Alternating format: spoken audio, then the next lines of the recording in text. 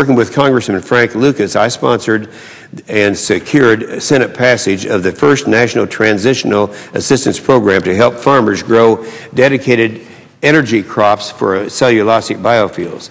This measure is vital to the development of cellulosic biofuels in the United States because it would encourage U.S. agricultural producers within a 50-mile radius of cellulosic biorefinery to produce non-food energy crops for clean burning fuel. And additionally, I'm really proud of the research that's taking place in my state of Oklahoma. It's being done by the Noble Foundation and its partners. By focusing on cellulosic ethanol, we can stimulate a biofuels industry that doesn't compete with other domestic agriculture. And since you can grow it all over the country, and that's not to be said about corn, you avoid the transportation problems of the Midwest-focused ethanol. Cellulosic ethanol can increase both energy and the economic security. Washington has a long way to go to get energy policy right. The future of energy is going to require a wide variety of fuels and approaches. We all need to work together to achieve our common goals. The only way we can defeat is to divide and conquer. We have seen examples of that recently, but you all need to work together.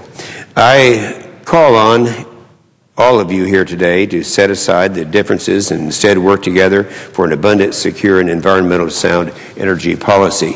It's worth repeating that when you have Lester Brown, Miles O'Brien, Dan Rather, Time Magazine, New York Times, United Nations, and Jim Inhofe, and all in agreement on changing an environmental policy, you can rest assured that the policy is horribly misguided.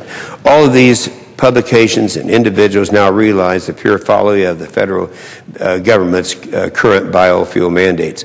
Once again, I call on Congress to revisit the enactment of this mandate. But I would say, secondly, what we've got to do, and I still am the ranking member of the Environment and Public Works Committee, which has jurisdiction over the EPA, to call upon EPA to put a way to stop the mandate now. It can be done while they're trying to determine what effect this has on our food supplies. And the only way to do it is to stop the mandates while the review is taking place.